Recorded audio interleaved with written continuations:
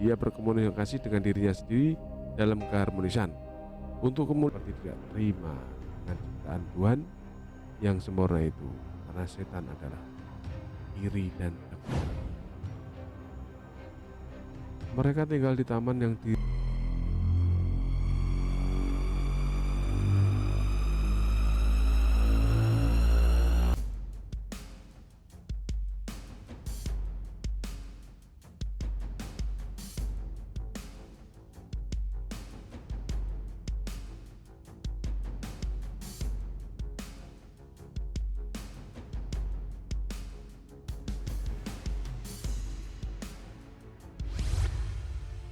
Adam, di mana kamu? Suaramu ku dengar. Aku takut karena aku telanjang. Siapa yang memberitahu kamu kalau kamu telanjang? Apakah kamu makan buah yang kularang itu? Perempuan yang Tuhan berikan kepadaku memberikan itu kepadaku, ya Tuhan. Oh, aku ditipu oleh binatang itu. Dia berkata bahwa aku tidak akan mati. Bahkan aku menjadi seperti Tuhan. Tapi aku tidak seperti Tuhan sekarang. Sesungguhnya aku sangat menyesal.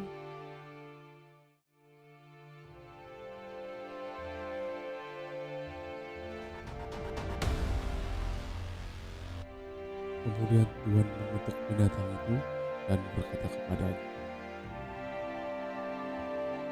Karena kamu sudah melakukan hal itu, aku akan mengutuk untuk menjalar, dan perutmu dan debu tanah akan termakan oleh seumur hidupmu. Aku akan membuat keturunan perempuan itu menjadi musuhku. Kamu akan melukai tumit keturunan perempuan itu, tetapi keturunan perempuan itu akan melukai kepalamu.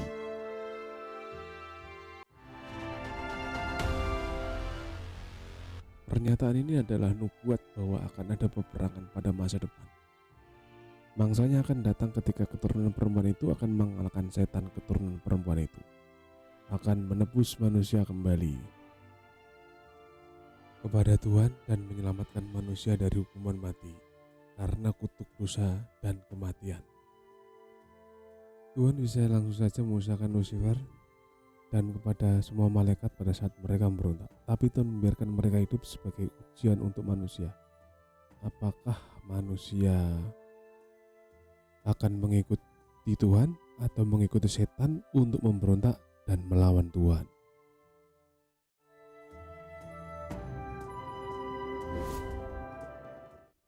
Tuhan mengutuk manusia dan berkata,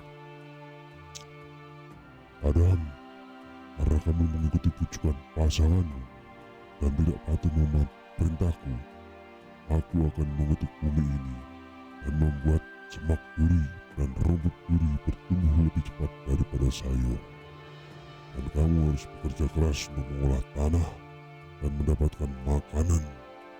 Seumur hidupmu, kamu akan mengalami kesedihan, dan kamu harus bekerja keras sampai wajahmu berkeringat sampai kamu mati, dan kamu akan kembali ke tanah di mana kamu berasal. sebetulnya Adam dan Hawa harus mati waktu itu seperti sudah dikatakan oleh Tuhan. Tetapi Tuhan membunuh beberapa binatang untuk menggantikan Adam dan Hawa, dan Tuhan menggunakan kulit binatang-binatang itu untuk membuat pakaian untuk Adam dan Hawa. Betapa sayangnya Tuhan terhadap manusia, sehingga Tuhan rela menggantikan manusia dengan darah hewan seperti Kristus. Tuhan sendirilah yang akan menggantikan dosa kita dengan darah Yesus Kristus. Itulah pengorbanan dan penebusan dosa kita.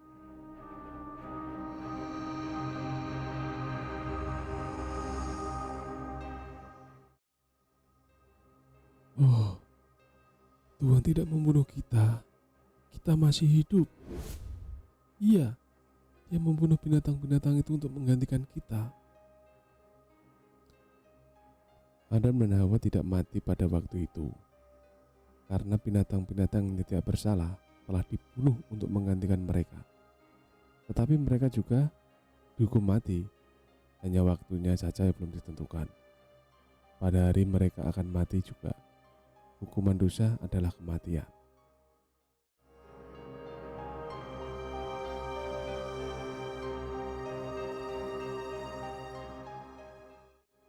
Karena Adam dan Hawa berdosa, Tuhan mengusir mereka dari Taman Firdaus supaya mereka tidak bisa lagi makan buah kehidupan dan hidup selama-lamanya dalam keadaan berdosa.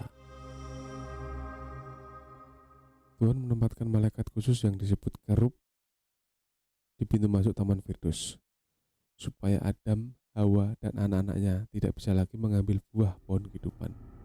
Akhirnya Taman Firdaus itu dihancurkan dan pohon itu dipindahkan dari dunia oleh Tuhan, supaya hari nanti Tuhan akan mengembalikan pohon itu ke dunia.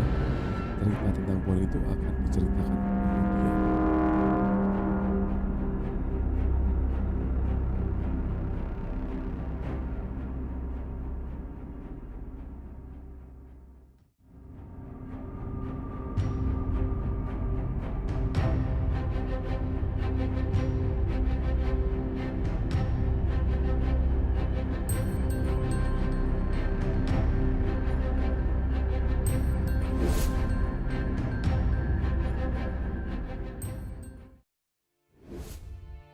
Kemudian Adam dan Hawa mempunyai banyak anak.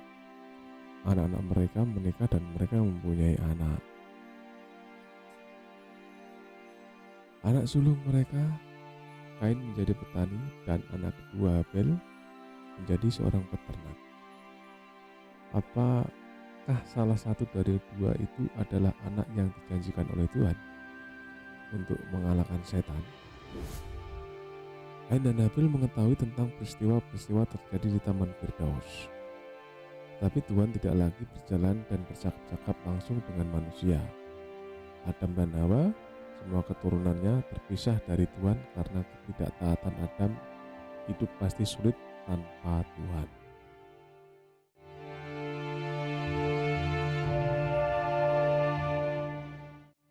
Pada suatu hari, Kain dan Habel mau menyembah Tuhan. Karena ayah Habel memberitahu mereka tentang binatang-binatang yang dibunuh Tuhan di Taman Firdaus. Habel membunuh binatang sebagai persembahan untuk Tuhan. Dan katanya, "Oh Tuhan,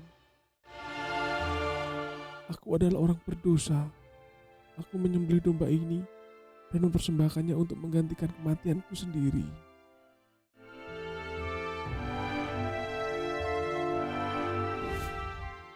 Kain mempersembahkan terbaik dari kebunnya, tetapi persembahan dia tidak berdarah, seperti yang dikehendaki Tuhan.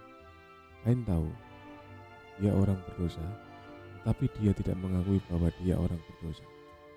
Hal itu adalah hinaan kepada Tuhan. Dan katanya, "Tuhan, terimalah pemberian ini dari yang terbaik yang aku miliki." Apakah salah satu dari dua orang ini akan menjadi juru selamat yang dijanjikan Tuhan yang akan mengalahkan setan?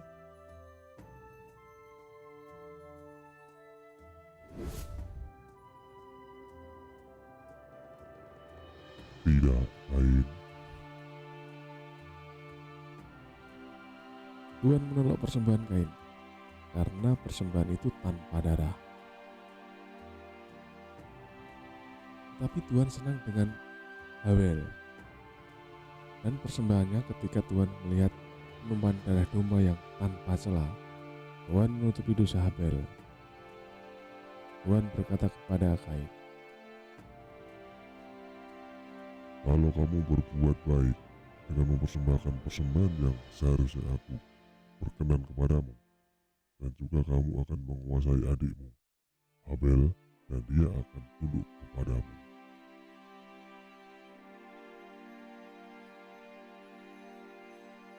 Kemudian mereka bercakap, "Apakah kamu lebih baik daripada aku? Buah-buah dan sayur lebih berharga daripada darah domba? Apa yang membuat kamu istimewa? Kemudian Habil seraya mengatakan, saudaraku, masih ada waktu untuk mempersembahkan korban darah.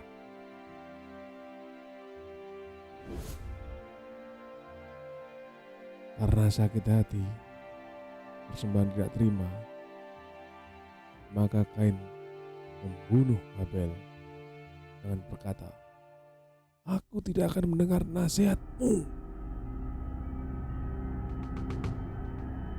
Habel mati dan Kain mencoba menyembunyikan dosa pembunuhan yang dilakukannya.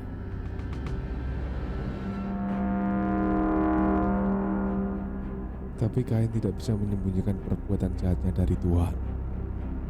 Tuhan melihat dan tahu segala sesuatu. Kain, di mana adikmu Habel? Mana aku tahu? Apakah aku menjaga adikku? Darah adikmu ada di tanah. Darah itu berbicara kepadaku tentang perbuatan jahatmu, Kain.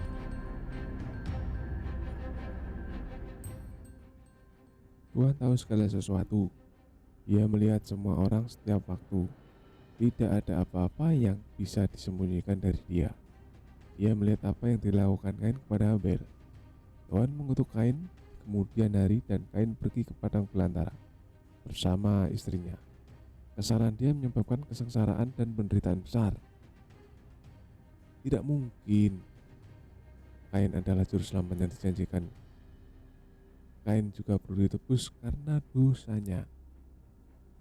Ketika manusia pertama kali diciptakan, tidak ada penyakit keturunan akibat pernikahan saudara.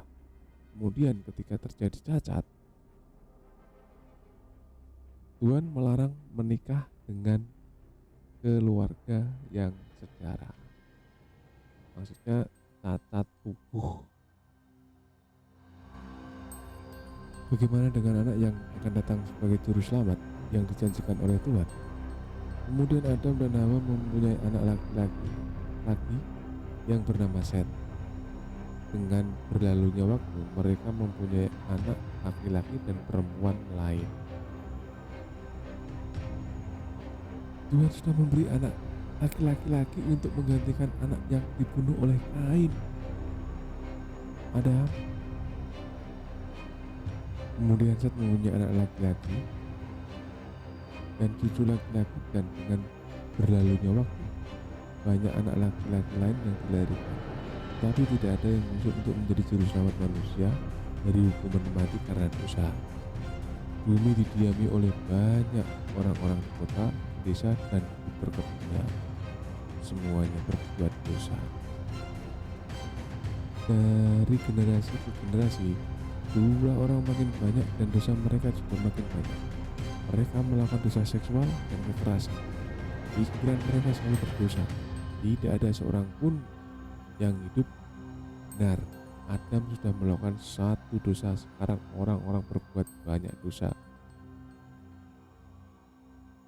Tuhan berkata, Aku sedih dan kecewa dengan manusia yang aku ciptakan di bumi.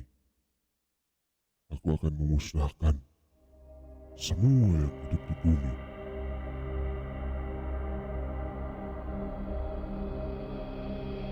setan yang membenci kerajaan Tuhan akan senang melihat Tuhan membunuh mereka semua.